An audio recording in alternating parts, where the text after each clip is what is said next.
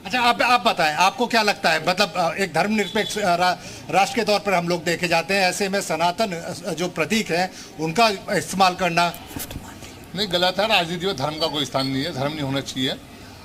और ये जितना अगर ये अच्छी बात है जीत वो हुआ है, लेकिन उसके देखिए जो रखे गए हैं उससे क्या मतलब है? ये पर्दे लगाए गए हैं। अगर वाकई विकास होता तो उन्हें पर्दे लगाने की आवश्यकता ही नहीं पड़ती। जितने भी क्यों ढका गया? पहले अमेरिका के राष्ट्रपति आए जब ढके गए, और अब भी गरीबों को ढका गया पीछे। तो ये कह रहे हैं कि पूरा विकास छिपाया गया है और केवल सनातन प्रतीक छुपाया गया है। विकास कुछ नहीं छिपाया गया है, विकास सबके आगे है। सबको पता है कि कितना विकास हुआ है, कितने मोदी ने पुल बनवाए, कितने हमारे देश तरक्की में हुआ। ये सब बेकार की बात है, कुछ नहीं छिपाया गया है। विकास देख लीजिए ना, जितने का चंद्रयान गया तो रोज चंद्रयान चले जाते इतने खर्चे में। तो ठीक है पीयूष, मैं लौटता हूँ। आशीष भी हमारे साथ जुड़ गए गोरखपुर से, उनका रुख कर लेते हैं। आशीष, इस पूरे आयोजन को वहां के लोग क्या कैसे देखते हैं, क्या कह रहे हैं? बता दूं कि जिस तरह से G20 में भारतीय संस्कृति को देखने को मिला, जिस तरह से सारे वर्ल्ड से जितने भी प्राइम मिनिस्टर आए थे, सभी लोग को अंगोछा, जो भारतीय संस्कृति का गमछा उड़ा के सभी लोग का स्वागत किया गया। कई लोग हमारे साथ, उनसे हम बातचीत करते हैं। भाई साहब, जिस तरह से भारतीय संस्कृति का परचम लहराया गया है, जिस तरह से अंगोछा उड़ाया गया था, क्या कहना चाहेंगे आप? देखिए, ये तो हमारे लिए गर्व की बात है कि जो G20 हो रहा है वो भारत के लिए एक बहुत ही मेमोरेबल पल है, और तमाम देश विदेश के राष्ट्रीय अध्यक्ष यहाँ पे आए हुए हैं। जहाँ तक बात है सनातनी धर्म के अनुसार जो है उसमें झलक दिखाई देना, तो जाहिर सी बात है उसमें झलक दिखाई दे रहा है। लेकिन हमारे देश की एक झलक और भी है, वो है अनेकता में एकता। हमारा वो देश है जो सभी को साथ लेके चलने की बात करता है, चाहे वो कोई भी धर्म हो, क्योंकि हम लोग लोकतंत्र में जीते हैं। लेकिन फिर भी सनातन धर्म की जो झलक इन कार्यक्रमों में दिखाई दे रही है, तो ये जाहिर सी बात है कि इसका पूरा श्रेय नरेंद्र मोदी जी, हमारे देश के प्रधानमंत्री, और साथ ही साथ अगर हम बात करें तो भारतीय जनता पार्टी की जो सरकार है, वो उसके वजह से जो झलक हमें दिखाई दे रही है उसको सीधा श्रेय उनको देना चाहते हैं। और भी हमारे साथ है भाई साहब, क्या लग रहा है कि सनातन धर्म को बढ़ावा मिल रहा है? इससे बढ़ावा तो मिल रहा है। Necessity the invention of the mother, और सत्ता ही आविष्कार की जननी है। ठीक है, मैं लौटता हूँ। आशीष, मथुरा से हमारे साथ कन्हैया भी मौजूद हैं। मथुरा वासी क्या कहते हैं कन्हैया, जिस तरीके से G20 का आयोजन हुआ और उसमें भारतीय संस्कृति की झलक हर तस्वीर में दिखाई दी?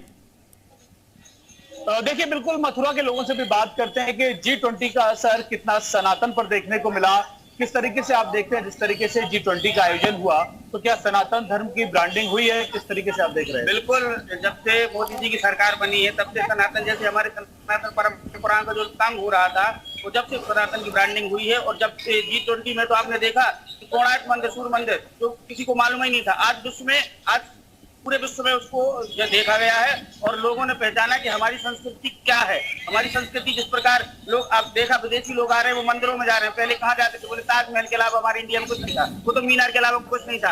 आज लोगों को पता चला है कि संस्कृति क्या है। योगी जी जब से यूपी में आए तब से देखा आपने मथुरा, वृंदावन और अयोध्या, काशी का किस प्रकार प्रकाश हुआ है। तो सनातन पद्धति हमारी जो खत्म होती जा रही थी, जब से ये लोग आए हैं तब से ब्रांडिंग हुई है, और हम सनातन के लिए सदैव ये लोग कार्य करते हैं। क्या मोदी जी आए तब से सनातन बड़ा है, सनातन की ब्रांडिंग हुई है, या इससे पहले भी सनातन की उतनी ही छवि थी? मोदी जी के आने के पहले तो सनातन को कोई जानता ही नहीं था। सनातन तो गड्ढे में दबता हुआ चला जा रहा था। जब से मोदी जी भारत में आए, योगी जी यूपी में आए, तभी से सनातन का उत्थान हुआ है, उसका प्रचार प्रसार हुआ है। पहले तो मस्जिदों में जा करके मस्जिदों को दिखाया जाता था, ताजमहल को जा करके दिखाया जाता था।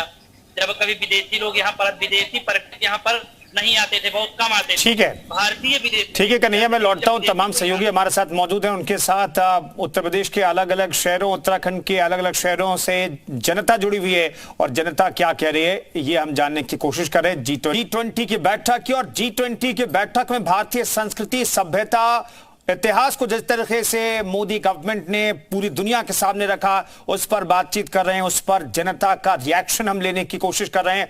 तमाम शहरों से सहयोगी हमारे साथ मौजूद हैं। एक बार फिर से मयूर का रुख कर लेते हैं, लखनऊ में हमारे साथ मौजूद हैं। मयूर, लखनऊ की जनता तो तारीफ कर रही है भारतीय संस्कृति सभ्यता को जिस तरीके से प्रेजेंट किया गया, क्या उनकी उम्मीदों पर ये G20 बैठक पूरी तरीके से खरा उतरी है बैठक?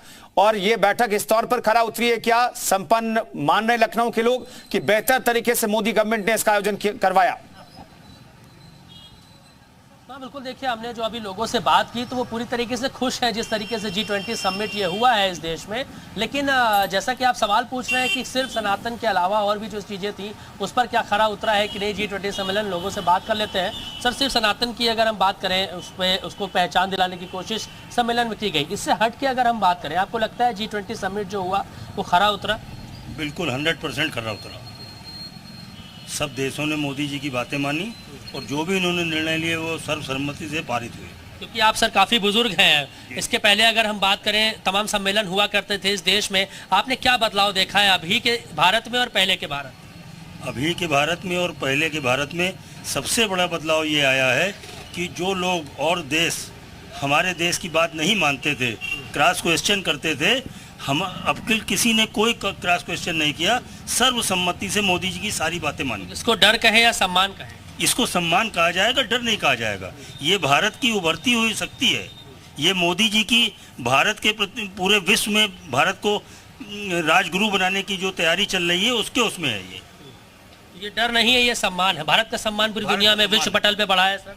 बिल्कुल बढ़ा, क्योंकि पहले दिन मोदी जी ने जो इंडिया से और मिडिल ईस्ट और यूरोप तक जो कॉरिडोर बनाने के लिए कहा और पहले दिन ये पास हो गया। ये डर नहीं, ये सम्मान है। सभी को लगा कि ये अच्छी चीज़ें हैं, जिससे कि हमारा यूरोप का व्यापार बिल्कुल बराबर बढ़ता रहेगा, सभी देशों को इससे फ़ायदा मिलेगा। यही सब चीज़ें हैं। ये कतई नहीं डर है, ये बहुत ही अच्छी चीज़ें हो रही हैं मोदी के युग में। और 2024 में पुनः मोदी जी फिर आएंगे। 24 की बात इन्होंने की, G20 जो सम्मेलन हुआ, जो तस्वीर पेश की गई, आपको लगता है कि मोदी जी को इससे कोई लाभ 24 में मिल सकता है, चुनावों में फ़ायदा मिलेगा? लाभ तो पहले ही था, अब तो जो है पूरी तरह से परसेंट में बदली है। अच्छा, जो लाभ पहले जो उनके वोटर्स थे अब वो बढ़ने वाले हैं क्या? और बढ़ गए। अब तो हम ये कह सकते हैं कि जो हमारे G20 सम्मेलन में और भी देश आए थे, वहाँ भी जो हमारे सनातन धर्म के लोग रह रहे हैं वो भी अब वोट इंडिया को ही करेंगे। ठीक है मयूर, मैं लौटता हूं। दरअसल गाजियाबाद के लोगों ने इस बैठक को बहुत नजदीक से देखा है और गाजियाबाद और दिल्ली तो सटे हुए हैं। पीयूष गौड़ हमारे साथ मौजूद हैं। पीयूष, बताइए कि वहां आपके साथ जो लोग मौजूद हैं, इस बैठक को नजदीक से देखने का मौका पहले और बाद में जरूर मिला, तब तो सिक्योरिटी टाइट थी, लेकिन मैं जानना चाहता हूं गाजियाबाद के लोग क्या कहते हैं इस पूरी बैठक में? जिस तरीके से भारतीय संस्कृति सभ्यता को प्रेजेंट किया गया, उसे कितना नंबर देते हैं? देखिए, बिल्कुल सीधी जनता से बात करते हैं, काफ़ी लोग हमारे साथ में। आप बताएं किस तरीके से देखते हैं जिस तरह सनातन प्रतीकों को यहाँ पर जो सम्मान और जो उसकी धाक है वो विश्व भर तक लोगों तक पहुँची? हमारा इस सम्मेलन से इतना बड़ा मान सम्मान और देश को मिला है जो 50 साल में नहीं मिल पाया, वो आज 9 साल के जो प्रधानमंत्री मोदी जी हैं, ये हमारे देश का सौभाग्य है जो ऐसे प्रधानमंत्री मिले हैं।